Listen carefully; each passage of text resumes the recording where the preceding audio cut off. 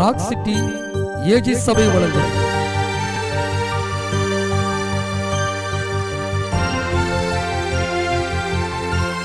கிருபையும் சத்தியமும்.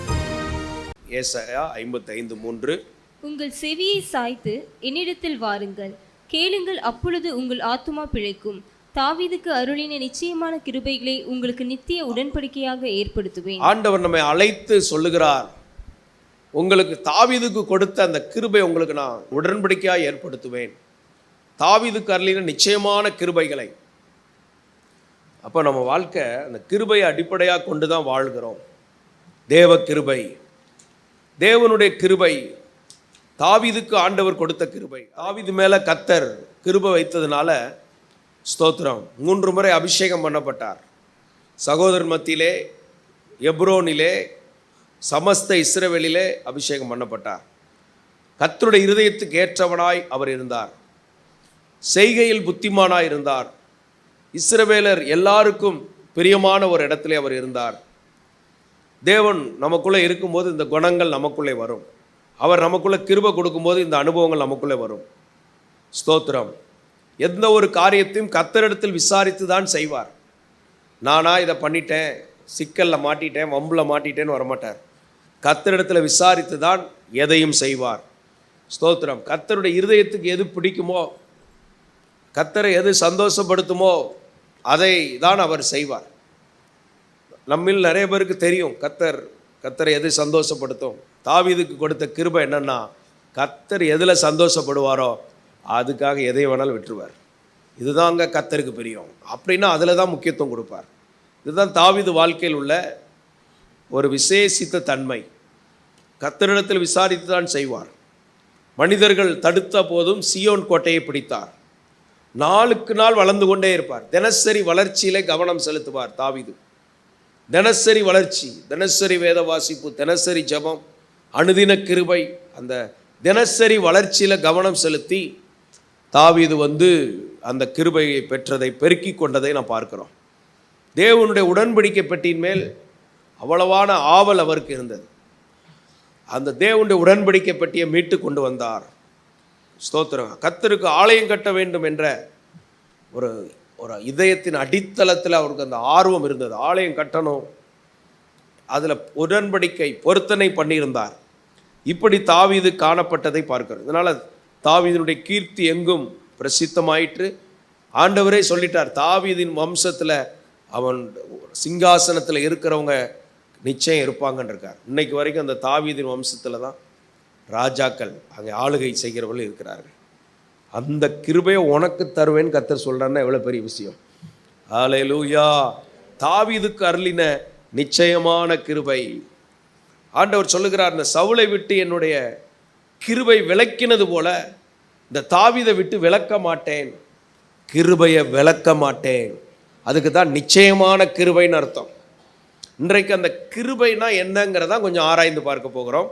ஸ்தோத்திரம். ஒரு சிலரை குறித்து விரைவாக நாம் பார்க்க போகிறோம். கிருபைன்னா என்ன, கிருபை இருந்தால் லைஃப்பில் என்ன நடக்கும். ஸ்தோத்திரம். தாவீதுக்கு கிருபை கொடுத்து பார்த்தோம். இந்த கிருபையை ஒரு அடிப்படையாக நம்ம கொண்டு பார்க்க போகிறோம். ஆதியாகமம் 6ஆம் அதிகாரம் 8ஆம் வசனத்தை வாசிக்கும் போது, நோவாவுக்கோ கர்த்தருடைய கண்களில் கிருபை கிடைத்தது. நோவாவுக்கோ கர்த்தருடைய கண்களில் கிருபை கிடைத்தது. பாருங்க, இந்த கிருபையுடைய வேல்யூ. நோவாவுக்கு கிருபை கிடைத்த காலம் அங்கே எப்படிப்பட்ட காலமா இருந்தது? 5ஆம் வசனத்தை வாசிக்கும் போது, மனுஷனுடைய அக்கிரமம் பூமியிலே பெருகினது என்றும், மனுஷனுடைய அக்கிரமம் பூமியிலே பெருகினது என்றும், அவன் இருதயத்தின் நினைவுகளின் தோற்றமெல்லாம் நித்தமும் இருதயத்தில் அவன் நினைக்கிறது, அந்த நினைக்கிறதின் தோற்றம் நித்தமும் பொல்லாததே என்று கர்த்தர் கண்டு. எல்லாரும் கவனிக்க வேண்டிய வார்த்தை பாருங்க. மனுஷனுடைய அக்கிரமம் பெருகி இருந்த நேரத்தில் மனுஷனை பற்றி ஒரு மனுஷனை எடுத்து பார்த்தால் இருதயத்தின் நினைவுகள், அவன் நினைக்கிறத பார்த்தா ஒன்றும் சரியா இல்லை. அவன் நினைக்கிறதின் தோற்றமே சரியில்லை. அவன் போக்கே அவன் போக்கு சரியில்லைம்மாங்க. பார்த்தீங்களா? இந்த மாதிரி ஆண்டவர் நினைவின் தோற்றத்தை பார்க்கிறார். நினைக்கிறதின் தோற்றமும் சரியில்லை, நித்தமும் பொல்லாது. சரி, நேற்று தான் அப்படி நினைச்சான், இன்னைக்கு நல்லா நினைப்பானா? இன்னைக்கும் அப்படி தான் இருக்கான். இப்படி ஆண்டவர் ஆய்வு செய்து பொல்லாதது என்று கண்டு பூமியிலே மனுஷனை உண்டாக்குனதற்காக கர்த்தர் மனஸ்தாபப்பட்டார். ஏண்டா போய் மனுஷனை உண்டாக்கணும்? சிங்கம், புலி, கரடி, சிவிங்கி, யானை, சிறுத்தை இதெல்லாம் பார்த்துட்டு வருத்தப்படாத ஆண்டவர் இந்த மனுஷனை தம்முடைய சாயலில் உண்டாக்குன மனுஷன் இப்படி நினைக்கிறானே, நித்தமும் பொல்லாதவனாக இருக்கிறானே, இதை நினச்சி ரொம்ப ஃபீல் பண்ணிட்டார். ஸ்தோத்திரம். அந்நாட்களிலே தேவகுமாரர் மனுஷகுமாரத்திகளை அதிக சௌந்தரம் என்று கண்டி அவர்களுக்குள்ளே பெண்களை தெரிந்து கொண்டார்கள். அந்நாட்களிலே ராட்சதர் பூமியிலே பெருகியிருந்தார்கள். தேவகுமாரர் மனுஷகுமாரத்திகளை கூடுகினால் இவர்கள் பிள்ளை பெற்றதினால் அவர்கள் பலவான்களாக இருந்தார்கள். ஸ்தோத்திரம். அதாவது அந்த பரிசுத்த ஜாதி அசுத்த ஜாதி இதெல்லாம் கலந்துருது. வாழ்க்கையில் ஒரு தராதரம் தெரியாமல் வாழ்க்கை போயிடுச்சு, சீர்கட்டதாக போயிடுச்சு. மொத்த பூமியை அழிக்கலான்னு முடிவு பண்ணிட்டார்.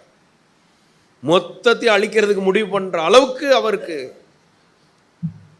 கடுப்பாக இருக்கிறார். நம்ம பாஷையில் சொல்லப்போனால் ஆண்ட மனுஷன் பண்ணதெல்லாம் பார்த்தா ஸ்தோத்திரம். இன்னைக்கு நம்மளை பார்த்து அவர் என்ன நினைக்கிறார்? அவர் என்ன பார்க்கிறார்? மனுஷனுடைய இருதயத்தின் செய்கையை கூட பார்க்கல. முதல்ல என்ன பார்க்குறாரு? நினைக்கிறது சரியில்லை. அவன் நினைப்பு எப்படி இருக்கிறதோ அப்படி அவன் இருக்கிறான் என்று வேதத்தில் சொல்லப்படுறான். நினைப்பு, நீ நினைக்கிறதே சரியில்லையப்பா, ஸ்தோத்திரம் அப்படின்னு சொல்லி தான் கர்த்தர் வருத்தப்படுறார். அந்த தோற்றமும் சரியில்லையே, ஆண்டவருக்கு மகிமை உண்டாகட்டும். இதுக்காக மனஸ்தாபப்பட்டார். அதனால தான் அப்போ தான் சொல்கிறார் பாருங்க, 7ஆம் வசனத்தை வாசிக்கும் போது, அப்பொழுது கர்த்தர், நான் சிருஷ்டித்த மனுஷனை பூமியின் மேல் வைக்காமல், இதனால நான் பூமியில மனுஷனே வைக்க மாட்டேன். மனுஷர் முதற்கொண்டு மிருகங்கள், ஊரும் பிராணிகள், ஆகாயத்து பறவைகள் பரியந்தமும் உண்டாயிருக்கிறவைகளை நிக்கிரகம் பண்ணுவேன். இதனால மனுஷனால பறவை, மிருகம், ஊரும் பிராணி எல்லாத்தையும் சேர்த்து காலி பண்ண போறேங்கிறன்ட்டு கர்த்தர் முடிவெடுத்துட்டார். நான் அவர்களை உண்டாக்கினது எனக்கு மனஸ்தாபமா இருக்கிறது. மனசு கஷ்டமா இருக்குதான். இது அப்படியே நம்ம லைஃபோட ஒப்பிட்டு கொஞ்சம் ஒரு சின்ன செக் பண்ணி பார்ப்போம். நம்மளை உண்டாக்குனதில் அவர் சந்தோஷப்படுறாரா? நம்ம உண்டாக்குன நோக்கத்தில் நம்ம இருக்கிறோமா? இந்த இடத்துல தான் தாவீதை பார்த்தா அவர் இருதயம் எப்படி இருக்குதோ அதே பார்த்து வாழ்றார். நம்ம நிறைய பேர் பாருங்க, நம்ம விருப்பத்துக்கு தக்க தேவனை பயன்படுத்திக்கிறோம். மெடிக்கல் ஷாப் மாதிரி, ஸ்தோத்திரம். அதுக்கப்புறம் நம்ம தேவைக்கு டிமார்ட் மாதிரி, நமக்கு என்ன தேவையோ எப்படி அது மாதிரி பயன்படுத்திக்கிறது. ஆனால் அப்படி இல்லை, அவரே நம்மை உண்டாக்கினார். நாம் அவர் ஜனங்களும் அவர் மேய்ச்சலில் உள்ள ஆடுகளுமாக இருக்கிறோம். என்னை தேவன் உண்டாக்கின நோக்கத்திலே நான் இருக்கிறேனா? என்னை குறித்து அவர் சந்தோஷப்படுகிறாரா? என் நினைவுகளின் தோற்றம் அவருக்கு மகிழ்ச்சியை கொடுக்கிறதா என்று நம்மை நாம் ஆராய்ந்து பார்த்து நமக்குள்ள மறுரூபம் வர வேண்டும். இந்த சுத்திகரிப்பை கர்த்தர் எல்லாருக்கும் தருவாராக. எல்லாம் கர்த்தரை ஸ்தோத்திரம் பண்ணி, என் நினைவுகளின் தோற்றங்கள் ஆண்டவரே உமக்கு பிரியமாயிருப்பதாக, நினைவெல்லாம் அறிபவரே. இப்போ நம்ம ஆராய்ந்து பார்க்க வேண்டியிருப்பார். இந்த மாம்சத்தில் இருக்கனால இதில் 17 காரியங்கள் இருக்கிறது. இந்த உலகத்தில் இருக்கனால அந்த உலகத்தின் ஆவி, எதிராளியான பிசாசானவன் ஒருத்தன் இருக்கிறான். அவனால் இப்படி பல காரியங்களில் நம்ம வாழ்க்கையில் நாம் மாற வேண்டியது இருக்குது.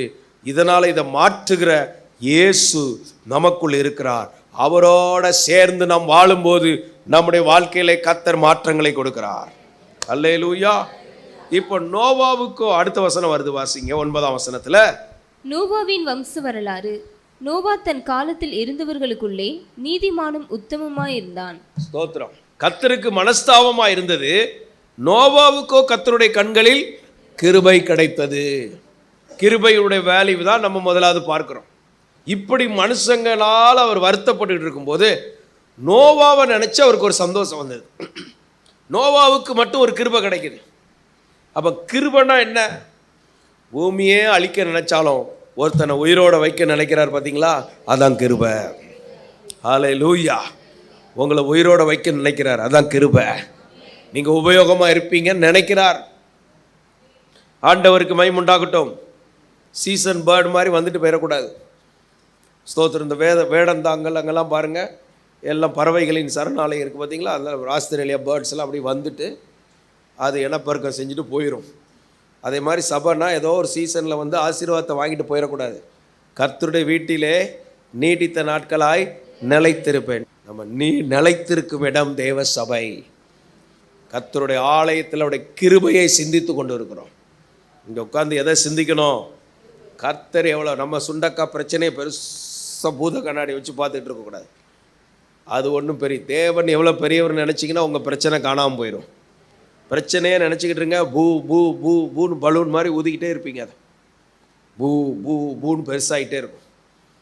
அது பெருசாகி உங்களை தூங்க விடாது. மனுஷனை அழிக்க நினைச்சி, மனுஷனால பறவை மிருகம் எல்லாத்தையும் அழிக்க நினைச்சாலும் ஸ்தோத்திரம், நோவாவுக்கோ கர்த்தருடைய கண்களில் கிருபை கிடைத்தது. அந்த நோவாவுடைய வரலாறு, நோவா தன் காலத்தில் இருந்தவர்களுக்குள்ளே நீதிமானும் உத்தமனுமா இருந்தான். நீதிமானா இருந்த அவனுக்கு தெரிஞ்சதுல, அந்த காலத்தில் பைபிள் கிடையாதே. நோவா வாழ்க்கை தானே நமக்கே பைபிளா மாதிரி இருக்குது. நோவா காலத்தில் பைபிள் கிடையாது, மனசாட்சியின் காலம். அவங்கவுங்க மனசாட்சிப்படி வாழ வேண்டிய காலத்தில் நோவாவுக்கு அவன் நீதிமானா இருந்திருக்கிறான், உத்தமனா இருந்திருக்கிறான். அடுத்து ரொம்ப சூப்பரான வார்த்தை என்ன வருது? நோவா தேவனோடே சஞ்சரித்து கொண்டிருந்தான். தேவனோட சஞ்சரித்து கொண்டிருக்கிறான். அந்த மனசாட்சி காலத்தில் கூட நீதிமானா இருந்து உத்தமனா இருந்து, எசப்பா ஸ்தோத்திரம், அப்பாவும் பாதம் அமர்ந்திருப்பேன், ஆண்டவர் ஆராதித்து கொண்டிருக்கிறான். தேவனோடு ஸ்தோத்திரம் சஞ்சரித்து கொண்டிருக்கிறான். 12ஆம் வசனம் பாருங்க. தேவன் பூமியை பார்த்தார், இதோ அது சீர்கெட்டதா இருந்தது. சீர்கெட்ட உலகத்துல ஒருத்தன் சீரோட இருந்திருக்கிறான்னா அவனுக்கு கொடுக்கணும்டா கிருபை. அல்லேலூயா. கேடுகட்டு போறதுக்கு கிருபை கொடுக்கல, சரிப்படுத்தி வாழ்றதுக்கு கிருபை கொடுக்கிறார். பாவத்தை ஜெயிக்கிறதுக்கு கிருபை கொடுக்கிறார். சத்தியத்தில் வாழ்றதுக்கு கிருபை கொடுக்கிறார். ஆண்டவர் கொடுக்கிற கிருபைக்காக கர்த்தரை ஸ்தோத்திரம் பண்ணுவோம். ஸ்தோத்திரம் ஸ்தோத்திரம் ஸ்தோத்திரம் ஸ்தோத்திரம். பூமியானது சீர்கெட்டதா இருந்தது. பூமி கொடுமையினால் நிறைந்திருந்தது. கொடுமையினால் நிறைந்திருந்தது.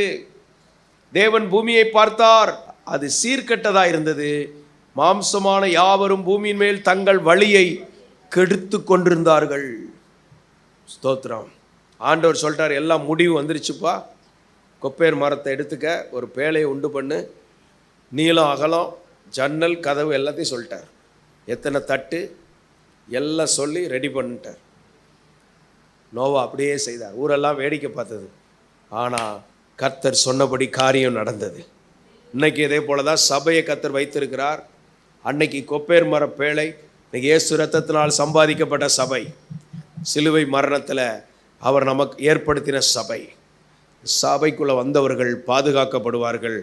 ஸ்தோத்திரம். நோவா காலத்தில் நடந்தது போல மனுஷகுமாரனுடைய காலத்திலும் நடக்கும் என்று ஆண்டவர் இயேசு சொன்னார். நோவா காலத்திலே புசித்தார்கள், குடித்தார்கள், பெண் கொண்டார்கள், பெண் கொடுத்தார்கள். அப்போ ஜலப்பிரளயம் வந்து அவர்களை வாரிக்கொண்டு போகும் அளவும் உணராதிருந்தார்கள். இன்னைக்கும் உலகத்தில் ஒரு பெருங்கூட்டம் உணராமல் இருக்கிறாங்க. நீங்களும் நானும் உணர்வுள்ளவர்களாக இருந்து கர்த்தர் கொடுக்கிற கிருபையை பயன்படுத்தி கொள்ள வேண்டும். விசுவாசிக்கிறீங்களா? அதுதான் கிருபை. பேழைக்குள்ள கர்த்தர் கொண்டு வந்துட்டார். நோவா நிமித்தம் நோவா, அவருடைய மனைவி, அவருடைய பிள்ளைகள் எல்லாம் சேர்ந்து 8 பேரையும் உள்ள கர்த்தர் கொண்டு வந்துட்டார். ஸ்தோத்திரம். உங்கள் குடும்பமாக ஆலயத்துக்கு வரணும். நோவாவுடைய குடும்பத்தில் எல்லாரும் அந்த பேழைக்குள்ளே வந்தது போல இன்னைக்கு கர்த்தர் அந்த கிருபையினால, கர்த்தர் கொடுக்கிற கிருபையில் என்னெல்லாம் இருக்குது? உங்கள் வீட்டாரும் ரட்சிக்கப்படுவீர்கள். இயேசு கிறிஸ்துவை விசுவாசி, அப்பொழுது நீ உன் வீட்டார் ரட்சிக்கப்படுவீர்கள்னு வசனம் சொல்லுது. அதனால் எங்கள் பிள்ளைகளுடைய ரட்சிப்பு, பேர பிள்ளைகளுடைய ரட்சிப்பு, ஒரு தாய் தகப்பன் கண்ணில் காண வேண்டியது என்னது? பிள்ளைகள் சத்தியத்தில் நடக்கிறார்கள் என்கிற சந்தோஷம் உங்களுக்கு வரணும். அல்லேலூயா. எங்கள் பிள்ளைகள் எல்லாம் சத்தியத்தில் நடக்கிறாங்க. பந்தியை சுற்றிலும் ஒலிவ மர கன்றுகளைப் போல சபையில் பந்தியை சுற்றிலும் இருக்கணும். சபையில் உட்கார்ந்துருக்கும் போது ஒவ்வொரு பிள்ளைகளும் ஒவ்வொரு பொறுப்புகளை சுமக்கணும். அப்படி திவ்ய பலத்தில் வளர்க்கணும். சுயத்திலே வளர்த்து விட்டுறக்கூடாது. நீதாண்டா நீதாண்டா நீதாண்டா உசுப்பேத்தி, சின்ன வயசுலேயே அவனை உசுப்பேத்தி, பாருடா அப்பா அப்படி பண்ணிட்டாரு, உடனே அம்மா அப்பான்னு சொல்லுவான், பாரு அம்மா அப்படி பண்ணிட்டான், அவன் உடனே ராஜாவாயிடுவான். கடைசியில் அவன் இரும்பு கோலால் அவனை உடைப்பான். குயக்களத்தை உடைக்கிறது போல தாய் தகப்பனை உடைப்பான். நம்ம பிள்ளைகளை தேவ பக்தியில் வளர்க்க கர்த்தர் கிருபை தருவாராக. எல்லாரும் கர்த்தரை ஸ்தோத்திரம் பண்ணுங்க. ஸ்தோத்திரம் ஸ்தோத்திரம் ஸ்தோத்திரம். 7:13 வாசிக்கும்போது, அன்றைய தினமே நோவாவும் நோவாவின் குமாரனாகிய சேமும் காமும் யாபேத்தும் அவர்களுடனே கூட நோவாவின் மனைவியும் அதுக்கப்புறம் அவன் குமாரரின் 3 மனைவிகளும் பேழைக்குள் பிரவேசித்தார்கள். ஸ்தோத்திரம். 3 குமாரர், அவனுடைய மனைவி, அவனுடைய நோவா, அவனுடைய மனைவி, 4 ஃபேமிலி உள்ள வந்திருக்கு. குடும்பமாக வந்திருக்கிறாங்க. கணவன் மனைவி பிள்ளைகள் குடும்பமாக ஆலயத்துக்கு வர கர்த்தர் கிருபை தருவாராக. ஒரு ஜெபம் பண்ணுங்க. இயேசுவின் நாமத்தில் கர்த்தாவே, குடும்பம் குடும்பமாக ஆலயத்துக்கு வர உதவி செய்வீராக. ஸ்தோத்திரம் ஸ்தோத்திரம் ஸ்தோத்திரம். உலகம் எப்படி வேணாலும் சீர்கட்டு போகலாம். உலகத்தில் நடக்கிறத பார்த்து நம்ம வாழ முடியுமா? உலகம் நமக்கு மாதிரி அல்ல. உலகம் ஒரு மாதிரி போய்கொண்டிருக்கிறது. வேத வசனம், சத்திய ஆவி, இயேசு நம்மை நடத்துகிறவராய் இருக்கிறார். பரிசுத்தம் உள்ளவன் இன்னும் பரிசுத்தமாகட்டும். உலகத்தில் உள்ளவைகளை அன்பு கூறாதிருங்கள். ஒருவன் உலகத்தில் அன்பு கூர்ந்தால் அவனுக்கு பிதாவின் அன்பு இல்லை. ஸ்தோத்திரம். அடுத்தபடியாக ஆதியாகமம் 19:19 வாசிக்கும் போது, உமது கண்களில் உமது அடியானுக்கு கிருபை கிடைத்ததே. உமது கண்களில் அடியானுக்கு கிருபை கிடைத்ததே. என் பிராணனை காக்க தேவரீர் எனக்கு செய்த கிருபையை பெரிதாக விளங்க பண்ணினீர். கிருபையை பெருசா விளங்க பண்ணினீர். மலைக்கு ஓடி போக என்னால் முடியாது. மலைக்கு ஓடி போக என்னால் முடியாது. தீங்கு என்னை தொடரும். நான் மரித்து போவேன். இது லோத்துவை பத்தி சொல்றாரு. சோதம் குமராவுடைய பாவமும் பாருங்க, அந்த கொடிய பாவம், சோதம் குமராவுடைய பாவம் இன்னைக்கும் அப்படிதான் வந்துருச்சு. எல்லாம் தாறுமாறான வாழ்க்கைக்கு எல்லாம் வாழ்ந்துச்சு. இதே மாதிரி தான் அன்னைக்கு இருந்தது. இப்படி வரும்போதெல்லாம் கர்த்தர் ஒரு ஜட்ஜ்மெண்ட்டை கொடுத்துருவார். ஜனங்கள் முறைகட்டு வாழ்ந்தார்கள். அந்த மாதிரி நேரத்தில் ஆண்டவர் அந்த ஊரை அழிக்க முடிவு பண்ணிட்டார். சோதம் குமராவுடைய பாவம் தேவ சமூகத்தை எட்டினதுனால ஆண்டவர் தூதனை அனுப்பிட்டார். 50 நீதிமான் இருந்தா, 40 பேர் இருந்தா, 30 பேர் இருந்தா, ஆபிரகாம் ஜெபிக்கிறார். 10 பேர் இருந்தா அழிக்க மாட்டேன்னார். 10 பேர் கூட இல்லை, கர்த்தர் அழிக்க ஆரம்பிச்சிட்டார். ஆண்டவருக்கு மகிமை உண்டாகட்டும். ஒரு 10 நீதிமானுடைய வேல்யூ பாருங்க, அந்த பட்டணமே பாதுகாக்கப்படும். 10 பேர் இருந்தால் போதும். உங்கள் ஊரில் ஒரு 10 பேர் இருந்து ஜெபம் பண்ணிங்கன்னா அந்த பகுதி ரொம்ப ஆசீர்வாதமாக மாறும். துன்மார்க்க ஆவி மேற்கொள்ள முடியாது. ஜனங்கள் மேலே விக்கிரக ஆவிகள், அசுத்த ஆவிகள், பொல்லாத ஆவிகள், எல்லா ஆவிகளை இறங்கி அவங்கள நடத்தும். பிசாசுக்கு சரீரம் கிடையாது. பிசாசு தப்பு செய்யணும்னா அவனுக்கு சரீரம் தேவை. அதனால் அப்படியே பார்க்கும், யார் ஒரு மாதிரி கண்ணை உருட்டுறா, யார் கோணி நடக்கிறா அப்படின்னு பார்த்தா அவங்களுக்குள்ளே வந்து உட்காந்து அது தப்பு பண்ணிட்டு போயிடும். அதுக்கப்புறம் இவங்க ஃபீல் பண்ணிகிட்டு இருப்பாங்க, ஐயோ இப்படி ஆயிட்டு. அந்த பிசாசு அது. அதனால தான் வேதம் சொல்லுது, பிசாசுக்கு இடம் கொடாத. ஸ்தோத்திரம். பரிசுத்தாவிக்கு இடம் கொடு, அவர் உன்னை சரியான பாதையில் நடத்துவார். எல்லாம் கரங்களை உயர்த்தி ஜெபம் பண்ணுங்க. என் மேலே அசுத்தாவிகள் இறங்கக்கூடாது. சிலருக்குள்ளே இறங்கி குடிக்க வச்சிருது, சிலருக்குள்ளே இறங்கி கெட்ட வார்த்தை பேச வச்சிருது, சிலருக்குள்ளே இறங்கி கெட்ட வார்த்தை அசுத்தங்களை சிந்திக்க வைக்குது, சிலருக்குள்ள விபச்சார ஆவி வந்துடுது. இந்த ஆவிகளுக்கெல்லாம் இடம் கிடையாது. எங்களை சத்தியத்தில் நடத்துகிற பரிசுத்த ஆவியானவர், நல்ல பரிசுத்த ஆவியானவர் செம்மையான வழியிலே நடத்துவாராக. ஹல்லேலூயா. பிசாசு இறங்கி அவன் காரியத்தை முடிச்சுட்டு போயிடுறான். அவன் காரியத்தை முடிச்சுட்டு அவன் பாதாளத்துக்குரியவன். வேற வழியே இல்லாமல் அவனை சேர்ந்தவங்களையும் கர்த்தர் தள்ள வேண்டியதாயிருக்கு. ஆனால் இயேசு நம்மை விடுதலையாக்கி அவர் சத்திய பாதையிலே நம்மை கொண்டு வந்திருக்கிறார். ஜீவ பாதையிலே நம்மை கொண்டு வந்திருக்கிறார். விசுவாசிக்கிறீங்களா? இப்படி கர்த்தர் ஜட்ஜ்மெண்ட்டுக்கு நேராக வந்த உடனே தான் லோத்துவை சொல்லிட்டார், நீ போ, மலைக்கு ஓடிப்போன்ட்டார். இப்படி நடக்கும்போது தான் அவர் சொல்றாரு. ஸ்தோத்திரம். 17ஆம் வசனம் பாருங்க. அவர்களை வெளியே கொண்டு போய் விட்ட பின்பு அவர் உன் ஜீவன் தப்ப ஓடிப்போ, உன் ஜீவன் தப்ப ஓடிப்போ, பின்னிட்டு பாராதே. பாருங்க, ஓட்டம்னா என்ன? ஜீவன் தப்ப ஓடு. ஹலோ, பாவ சூழ்நிலைமையை விட்டு ஓடு. சிலர் இருக்கிற இடத்த விட்டு ஓடுங்க. சிலர் வீட்டை கூட மாற்ற வேண்டியிருக்கும். சிலர் இருக்கிற ஏரியாவே சரியில்லாமல் இருக்கும். அவன் பேசுகிறதும் அவன் நடக்கிறதும் அந்த லாங்குவேஜ்லேயே இருக்கியா, விட்டு ஓடு. உன் உயிரை காப்பாற்றிக்க, உன் ஆத்மாவை காப்பாற்றிக்க. எப்போ பார்த்தாலும் அவன் பாஷையை பேசிக்கிட்டு இருப்பான். அதை கேட்டுட்டு எவ்வளோ நாள் அங்கே இருப்ப? ஸ்தோத்திரம். இப்படியெல்லாம் கர்த்தர் நம்மளை சில நேரங்களை சுத்திகரிப்பார். இங்கே நடக்குது, ஜீவன் தப்ப ஓடிப்போ, சமபூமியில் எங்கும் நில்லாதே, பின்னிட்டு பாராதே. அப்படின்னா என்னன்னா, இது டைம் பயன்படுத்திக்க. சும்மா கேஷுவலாக போட முடியாது, அதிரடி. யுத்தத்தில் பாருங்க சொல்லிட்டாங்க, மக்கள்லாம் ஓடி போயிருங்க, குண்டு போட போகிறோம். எல்லாம் ஊர் விட்டு ஊர் மாறுறாங்க. அந்த மாதிரி தான் ஆவிக்குரிய பாதையிலும் உயிரை காப்பாற்ற, பரிசுத்தத்தை காப்பாற்ற, சில நேரம் நம்மளை காப்பாற்றி கொள்ள இடம் மாற வேண்டியது இருந்தாலும் இருக்கும். இங்கே சொல்லப்பட்டிருக்குது, நில்லாதே, பாராதே, பின்னிட்டு பாத்துறாத, ஓடிக்கிட்டே இரு. இப்படிதான் பரிசுத்த வாழ்க்கையில் ஓடணும். பின்னிட்டு பார்க்கக்கூடாது, ஜெபம் பண்ணிகிட்டே இருக்கணும், தேவனுக்காக ஓடிக்கொண்டே இருக்கணும். ஓட்டத்தை நிறுத்தக்கூடாது, ஓட்டத்தை முடிக்கணும். எவ்வளோ தூரம் ஓடணுமோ ஓடி முடிக்கணும். இந்த வருஷம் ஓட வேண்டிய தூரம் ஓடணும். அதற்குரிய பலனை கர்த்தர் தருவார்.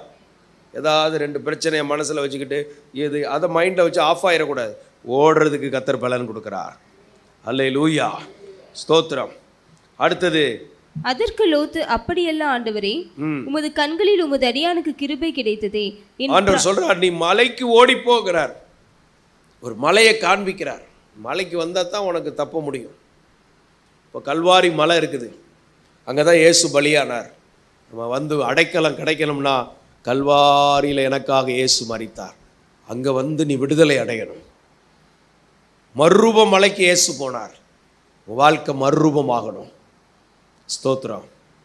ஒலிவமலை, ஸ்தோத்திரம். இயேசு போய் ஜெபித்தார், மீண்டும் அங்கே வருவார்.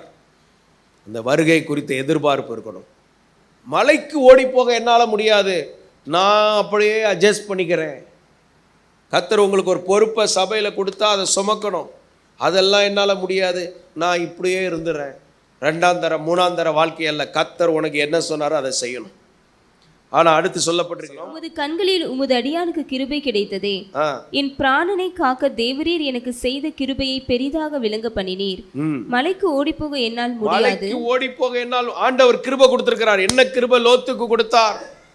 பட்டணமே அழியுது, ஊரே அழியுது, சீர்கட்டவங்களெல்லாம் ஆண்டவர் அழிக்கிறார். கடைசி காலத்தில் அர்மகதோன்கிற இடத்துல யுத்தம் நடக்கும். அந்த இடத்துல தான் எல்லாம் சேர்ந்து கடைசி யுத்தம். அங்கே ஆண்டவர் இயேசு ஜெயிப்பார். ஸ்தோத்திரம். அந்த அந்த அந்த யுத்தத்தில் வந்தவங்களாம் எரிபொருளாக மாறிடுவாங்க.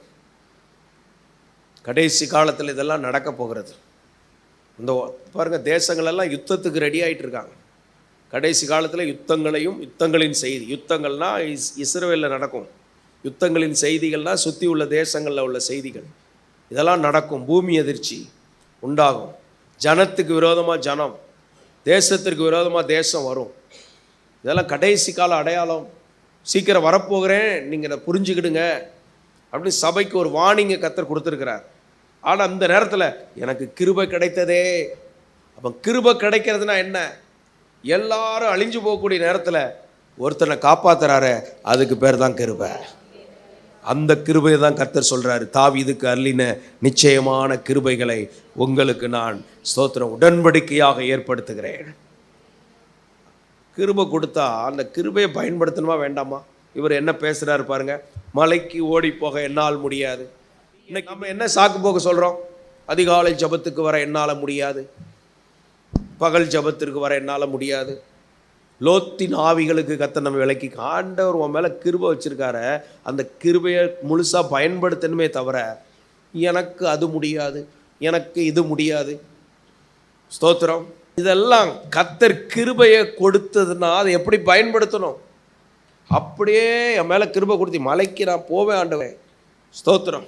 உன்னை கர்த்தர் கொண்டு போகிற ஆவிக்குரிய மலையில் அனுபவத்தில் உன்னை ஒரு உன்னத அனுபவத்தில் வைக்க விரும்புகிறார். கர்த்தருடைய நாளை மனமகிழ்ச்சியா நினைக்கிறவங்களை பூமியின் உயர்ந்த இடங்கள்ல கர்த்தர் வைக்க விரும்புகிறார். கர்த்தர் என்ன எந்த உயர்ந்த இடத்துல வைக்க விரும்புகிறாரோ அதிலிருந்து நான் வேற எந்த காரியத்தோடும் காம்ப்ரமைஸ் ஆகாம உயர்ந்த ஸ்தலங்கள்ல நிற்க கர்த்தர் கிருபை தருவாராக. எல்லாம் கரங்களை உயர்த்தி ஒரு ஜெபம் பண்ணுங்க. கர்த்தாவே, நீர் எனக்கு எந்த உயர்ந்த இடங்களை கொடுக்க விரும்புகிறீரோ உம்முடைய கண்களில் எங்களுக்கு கிருபை கிடைத்திருக்கிறது, அதை நாங்கள் பயன்படுத்தி அதிலே வாழ எங்களுக்கு கிருபை தருவீராக. ஸ்தோத்திரம், ஸ்தோத்திரம், ஸ்தோத்திரம், ஸ்தோத்திரம்.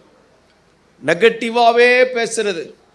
சில ஆட்கள்கிட்ட பேசி பாருங்க, இதே மாதிரி தான் வரும். இதே ஸ்பிரிட் அங்கே வேலை செய்யும்.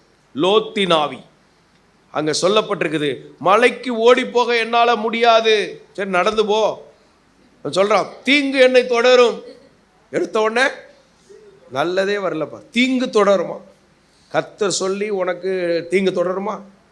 சங்கீதக்காரன் சொல்கிறான், நன்மையும் கிருபையும் என்னை தொடரும். ஆனால் சிங்கம் வந்துச்சு, கரடி வந்துச்சு, ஜெயம்தான் கிடைச்சதே தவிர அது பின்னால் துரத்திட்டா வந்துச்சு. சோத்திரம், நன்மை தான் தொடரும். விசுவாசத்தால் இல்லையா சொல்லுங்க. பக்கத்தில் சொல், நன்மை தான் தொடரும், கிருபை தான் தொடரும், தீங்கு தொடராது.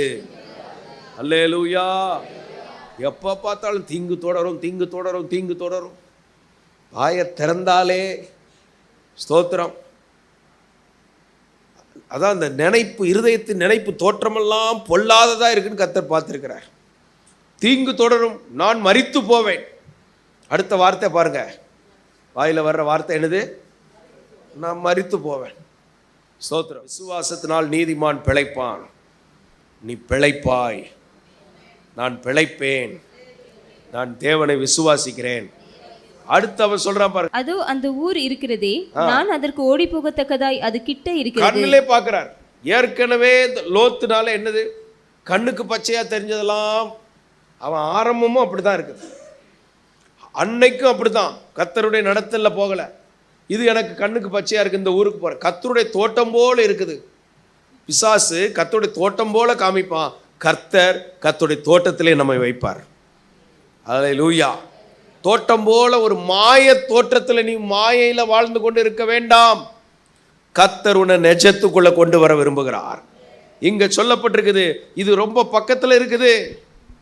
இந்த ஊர் இருக்கிறதே, நான் அதற்கு ஓடி போகத்தக்கதாய் அது கிட்ட இருக்கிறது. கிட்ட இருக்கிறது. அடுத்து உங்களுக்கு என்ன நினைப்பு? கிட்டத்திலே இருக்கணும்.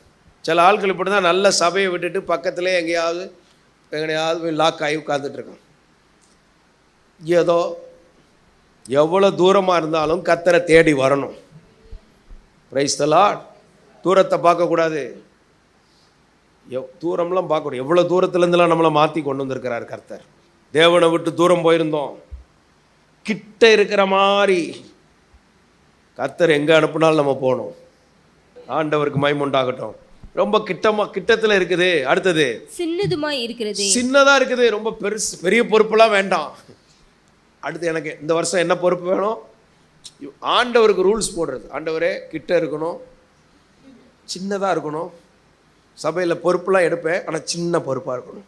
எனக்கு ஒரு வேலையும் இருக்கக்கூடாது. அப்படி வந்த மாதிரி இருக்கணும், அப்படி நின்ன மாதிரி இருக்கணும், அப்படி போன மாதிரி இருக்கும். சின்ன பொறுப்பாக இருக்கணும். அப்புறம் என் பிராணன் பிழைக்க நான் அங்கே ஓடி போகட்டும். என் நோக்கம் என்னன்னா, உண்மை நோக்கம்லாம் முக்கியம் இல்லை, நான் உயிரோடு இருக்கணும். சுயம்தான் வாழ்க்கை. சுயத்தை சாகடிச்சா தான் இயேசுவை பின்பற்ற முடியும். எனக்கு பாதுகாப்பு இருக்கணும், பாதிப்பு இருக்கக்கூடாது, என்னை யாரும் டிஸ்டர்ப் பண்ணிடக்கூடாது. ஆனால் கிறிஸ்தவ வாழ்க்கைன்னா என்னன்னா, ஒருவன் தன்னை வெறுத்து சிலுவை எடுத்துக்கொண்டு என்னை பின்பற்ற கடவன். இது ரூட்டே வேறங்க, இது சீசன். என்னைக்கு ஞானஸ்நானம் எடுக்கும்போது என்ன ஒப்பு கொடுத்தோம்? இயேசுவை பின்பற்றுவேன், எந்த சூழ்நிலைமையிலும் சாட்சியை சொல்வேன், அவருக்காக வாழ்வேன். அல்லேலூயா. மரண பரியந்தம் உண்மையாக இருப்பேன். இப்போ தான் ஜீவ கிரீடம் கிடைக்கும். இதுதான் முக்கியம். இவன் எல்லாமே மாற்றி பேசிக்கிட்டு இருக்கிறார். இந்த லோத்து ஆவி உள்ள கிடக்கிற லோத்தெல்லாம் வெளியே வரட்டும். இன்னைக்கு இயேசுவின் நாமத்தில் எனக்குள்ள இருக்கிற லோத்துவின் தன்மைகள் எல்லாம் வெளியேறுவதாக. அவன் என்னெல்லாம் பாருங்க, மலைக்கு ஓடி போக என்னால் முடியாது, இந்த முடியாதுன்னு சொல்ற ஆவி. ரெண்டாவது, தீங்கு என்னை தொடரும், எப்பவுமே எதிர்மறையாவே சிந்திக்கிற ஆவி. மூணாவது, நான் மரித்து போவேன். ஸ்தோத்திரம். மரித்து போவேன், செத்து போயிடுவேங்கிற மரண பயம். அடுத்தது ஸ்தோத்திரம், இந்த ஊருங்க இருக்குதே, அன்னைக்கும் கண்ணுக்கு பிரியமா வாழ்ந்தான், இன்னைக்கும் கண்ணுக்கு பிரியமா வாழ்ந்துறான். ஸ்தோத்திரம். அது கிட்ட இருக்குது, அது சின்ன ஊரா இருக்குது, என் பிரயாணம் பிழைச்சா போதும், இந்த ஊருக்குள்ள நான் போறேன். இப்படிப்பட்ட காரியங்கள்ல நம்ம கவனமா இருக்க கர்த்தர் கிருபை தருவாராக. ஆண்டவர் கொடுத்த வார்த்தை அந்த தாவீதுக்கு அருளின நிச்சயமான கிருபைகளை கொடுப்பேன் இருக்கிறாரு. நோவாவுக்கு கிருபை கிடைத்தது. அவன் அந்த நாட்களில் ஆண்டவர் பூமியை மனுஷனே அழிக்க திட்டமிட்டாலும் இந்த நோவாவை கர்த்தர் பாதுகாத்தார். அவன் உத்தமனாக இருந்தான், நீதிமானாக இருந்தான், தேவனோடு சஞ்சரித்து கொண்டிருந்தான். பூமி கொடுமையினால் நிறைந்தது. மனுஷனுடைய இருதயத்தின் நினைவெல்லாம் பொல்லாததாக இருந்த போதும் இந்த நோவா கர்த்தருக்கு ஏற்றவனாக இருந்தது போல இன்றைக்கும் நாம் உலகத்தை மற்றவங்கள பார்க்காம கர்த்தரை சார்ந்து வாழ கர்த்தர் கிருபை தருவாராக. எங்கள் மேலே கிருபை இருந்தும் அதை நாங்கள் உணராமல் அந்த லோத்து மாதிரி ஆண்டவரே தான் நினைச்சது போலதான் தேவன், தாம் புத்திக்கு தக்க கடவுளை தேவனை திருப்பாதபடி அவர் சொல்லுகிறபடி நடக்க, அவர் என்ன சொல்லுகிறாரோ அதன்படி செய்யுங்கள் என்ற உம்முடைய தரத்திற்கு நாங்கள் வர உதவி செய்வீராக. தொடர்ந்து மகிமைப்படுங்க, கனப்படுத்தி உம்முடைய பிள்ளைகளை ஆசீர்வதிங்க. இயேசுவின் நாமத்தில் பிதாவே, ஆமேன், ஆமேன். Rock City AG Church service timing Sunday morning 5 a.m., 7 a.m., 9 a.m. and 11 a.m. Evening 6:30 p.m. Branch Church AG Blessing Center Sunday morning service 9 a.m. near Ariyamangalam EB Office Street, Thidir Nagar Road. Our address AM Plaza, number 8/1, second floor, opposite Sidambaram Mahal, Trichy 620002. Cell phone 99 7 660 7364.